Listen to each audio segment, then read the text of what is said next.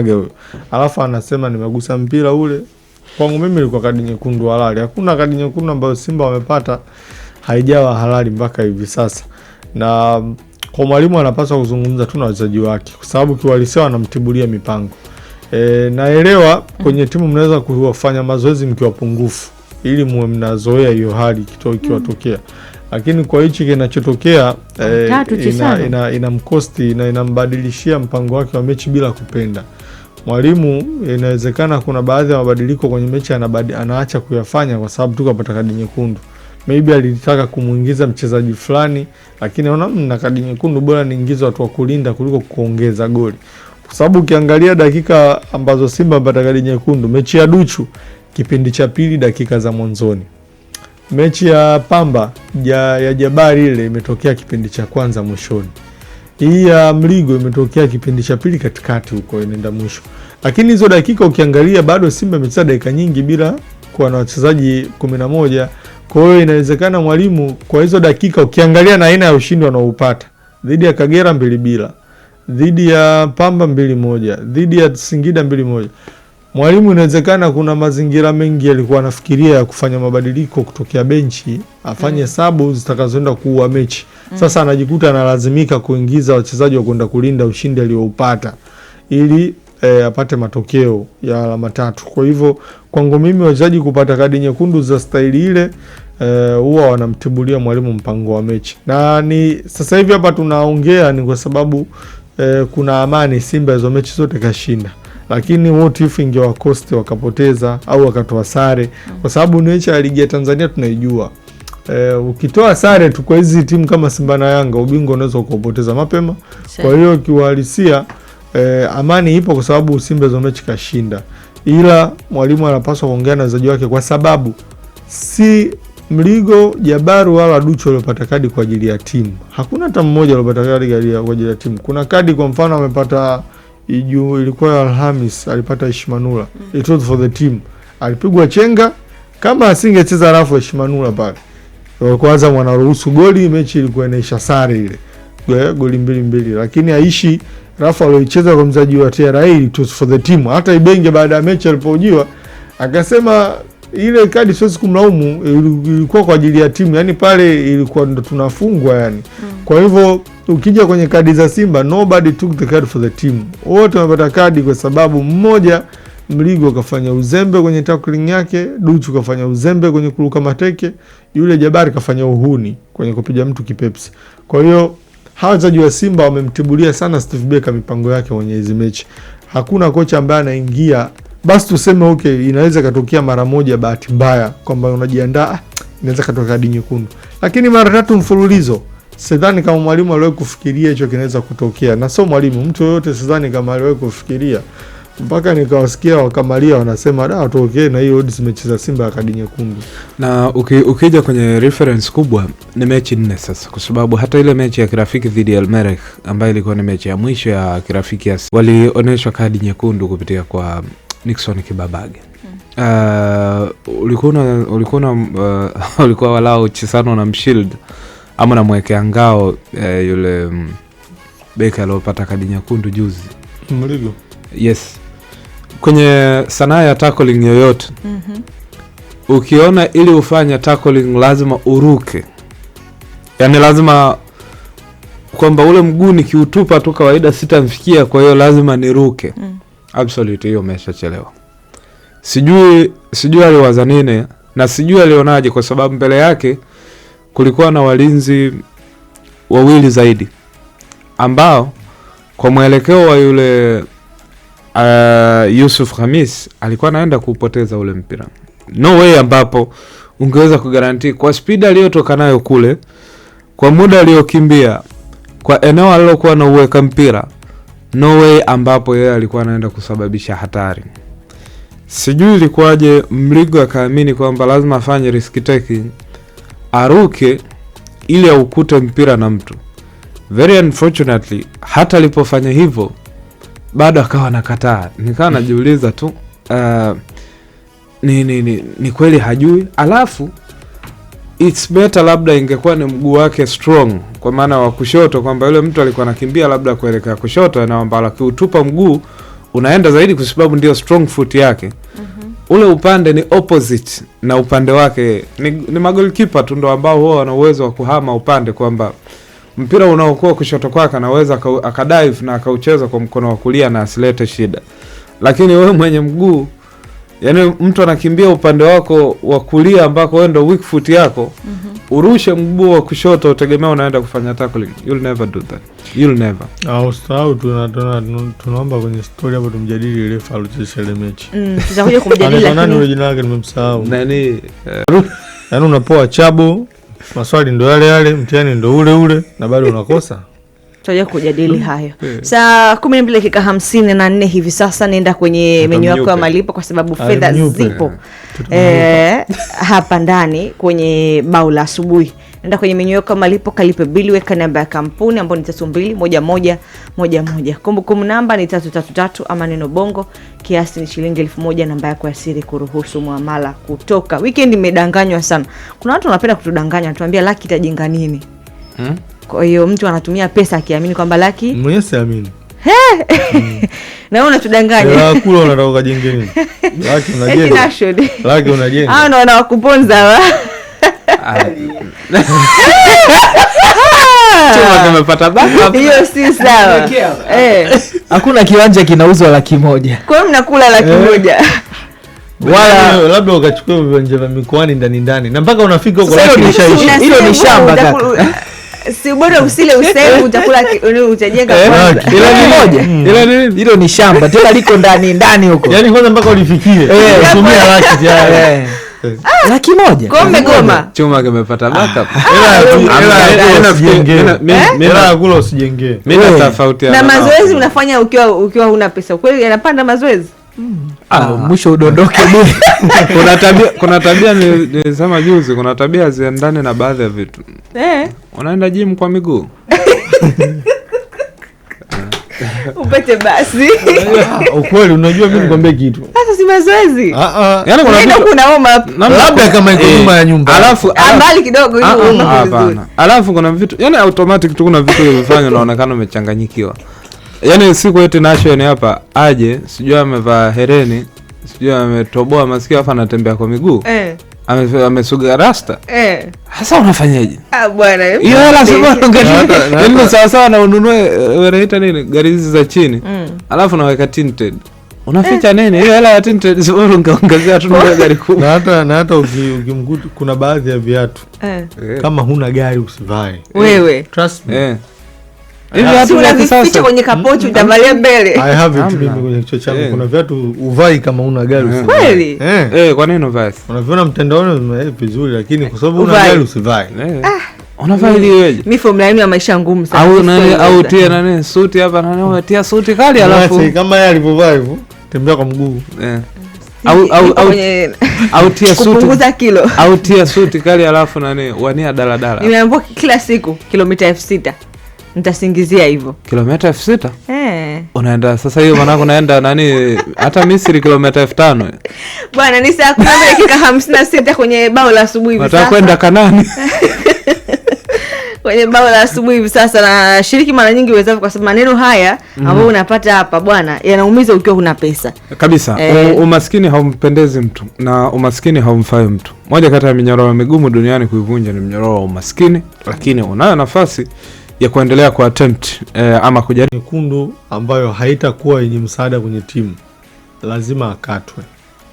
It's either kama ni bonus whatever, lakini lazima uwe penalized ili mchezaji uwe responsible. Kwa sababu chukulia mfano kadi nyekundu alopata Jabari ya kupiga mtu kipepsi.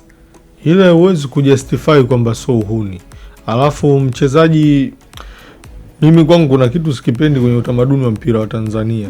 Mchezaji anakosea kisa wewe ni shabiki wa timu fulani, unambaka kwa kusema alianza kuchezewa labda yeye rafu au sijui, yani au kama hivyo mtu anasema sisi ndio maana wekundu wa Msimbazi.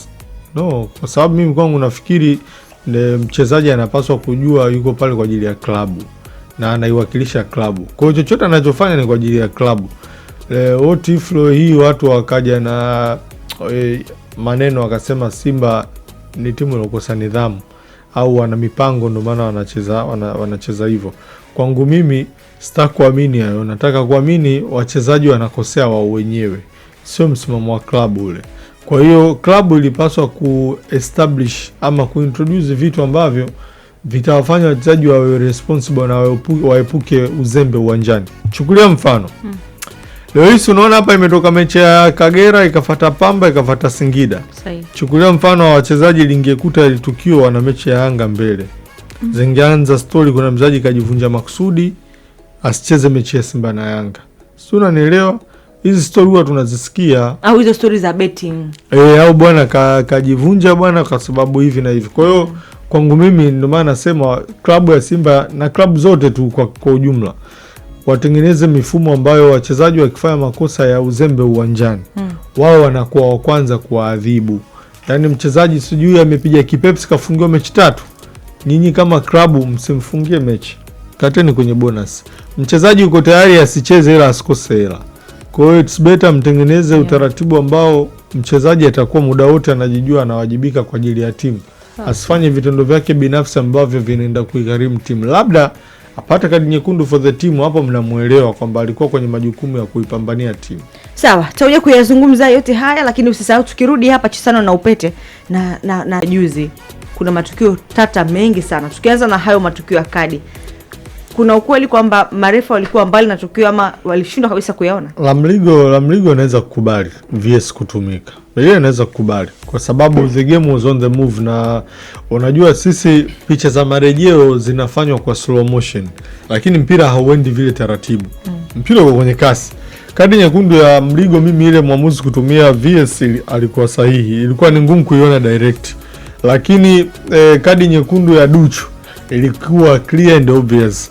Yaani mpira watu wameuania, mmoja akaruka kwa kichwa, mmoja akaruka kwa mguu. Ile kwa ni red card clear, wala haikuhitaji mwamuzi kwenda kwenye VS. Lakini kadi nyekundu ya Jabar yenyewe pia wala ilikuwa haihitaji consultation. Ilikuwa ni red card clear. Unaona wachezaji baada ya kuania, huyu ka retaliate kacheza kipepsi. Kwa zile mbili mimi ya Jabar na Duchu sifikiri kama kwa kuna haja ya VS, especially ile ya David Kameta Duchu. Kadi yake ilikuwa ya wazi, ameruka mateke ya uso, mpira wa juu akiweka kichwa, ile ilikuwa iko wazi. Lakini ya Mligo naweza kumtetea mwamuzi, kuiona ilikuwa ngumu kwa sababu mpira ulikuwa kwenye mwendo na mwamuzi alikuwa yuko nyuma ya Mligo. Kwa hiyo ile tukio linatokea, mwamuzi kwake ilikuwa ni ngumu kweli kuiona. Ile mimi naweza kumkubalia. Lakini hizi kadi nyekundu nyingine za kina Duchu, zile waamuzi waliochezesha walipepesa tu pale. Sasa sijui walikuwa hawana uhakika au pressure au kuogopa. Kuna vitu sielewi, vitu viko wazi lakini mwamuzi anapepesa. Au penalty alowapa Simba kwenye mechi ya Singida.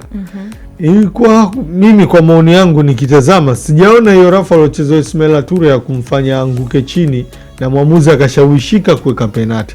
Okay, let's say mwamuzi kuona wakati wachezaji wanasukumana, umeenda kutazama kwenye VS, bado umesimamia pale pale kwamba Ismail Ture kachezewa rafu, kwa sababu ukiuhalisia duniani hapajawahi kupigwa kona wachezaji wakawa wameachana hawashikanishikani.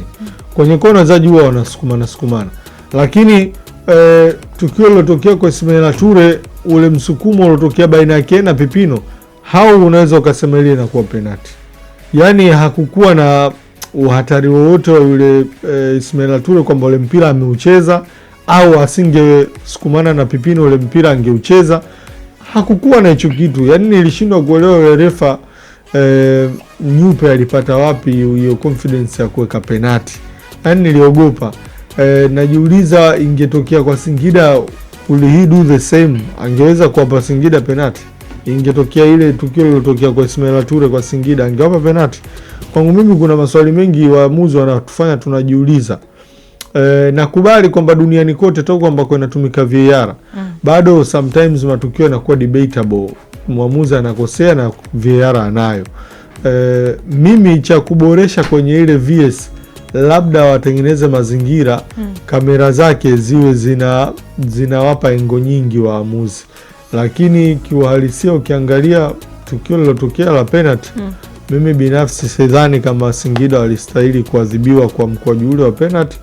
Nafikiri mwamuzi nashindwa kumjaji, alipoteza umakini, pressure, mapenzi yake tu, moyo ulimuongoza wape penalti wakubwa au vipi? Kuna siku mlisema hapa kwamba kuna baadhi ya watu watakaza fuvu kichwa hata kwenye tukio ambalo linaonyesha uhalisia. Sikuamini mpaka nilipoona yalipojitokeza kupitia hiyo FVS, kwamba mtu anaenda kuona tukio kwa marudio na bado anaona vile vile alivyotaka kuona. Mimi nasemaga hivyo kwamba huyu mtu alishaamua maamuzi toka mwanzo. Sasa let's say kwenye mambo kama haya, hii FVS imekuja kufichua mangapi ambao tunayaona sasa, na bado kuna mangapi ambao yataendelea kujitokeza kama hizi kamati ambazo huwa zinatoa adhabu na vitu kama hivyo hazitofanya kazi kwenye mataifa ya wenzetu huko ambako wanatumia teknolojia nzuri kuliko hii yetu sisi. Wao wanatumia VAR. My friend, kule frequency kiasi cha kuamuzi kuwaona wanaenda kwenye VAR ni kidogo sana. Yani mpaka waamuzi waona wameenda kwenye VAR, yani tukio linatakiwa kuwa yani sio nikwambiaje, yani so tu sensitive, yani itokee, yani sio ukakaswa kiasi gani. Matukio mengi jamaa wanaamua wenyewe tu kwa macho, hata red card zingine wanatoa wenyewe tu, yani ameona tukio na kuita straight red card, unaondoka. Ukiangalia kwa mfano mechi mtu anaweza akaraise hoja labda kwa sababu Ulaya makocha hawaombi mwamuzi kwenda kwenye VAR. Ile ni mwamuzi mwenyewe na wenzake walioko chumbani kule wakimwambia inawezekana, lakini bado haijustify uongo. Kwa mfano imagine Simba waliclaim penalty ya Mpanzu kipindi cha kwanza, nilicheka.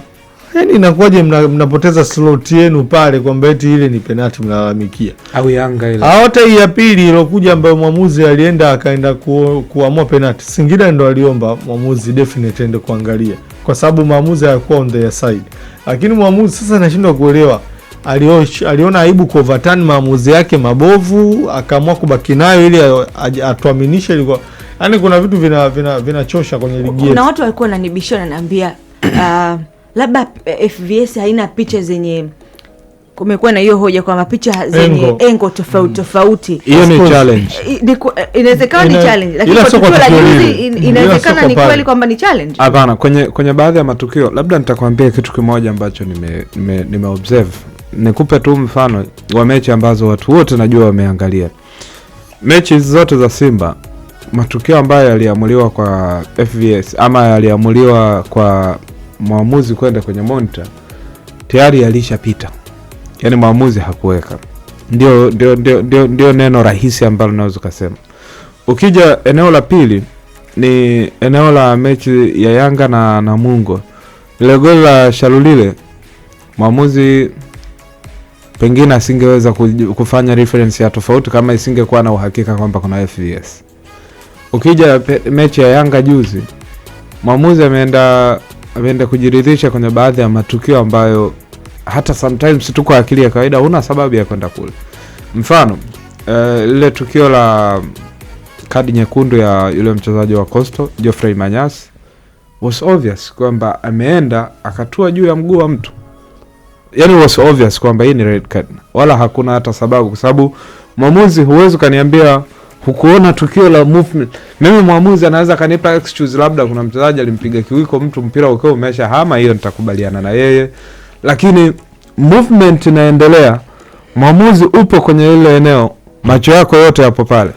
Tumekuwa too dependent, na hii kuwa too dependent kwa FVS inakuonesha kwamba waamuzi wetu bado walikuwa na changamoto nyingi. Sasa ninachojiuliza, what if slots zikaisha ndani ya kipindi kifupi? Kwa sababu kwa kawaida ile slot ya kwanza ukiomba alafu ikakosekana, maana yake sasa wewe kwenye hesabu unakuwa umeshazitumia 2 automatic. Moja. Unakuwa umeshazitumia zile 2. Yaani si ya kwanza ile imeshindikana, wanakunyang'anya moja. Zinabaki hizi 2. Wanapewa 4. Lakini moja ukiipatia 4 zako zinabaki salama. Hujaipata maana yake zile zinakuwa zimepora. Sasa ninachojiuliza, what if ndani ya kipindi cha kwanza timu moja ikawa imeshamaliza slots zake?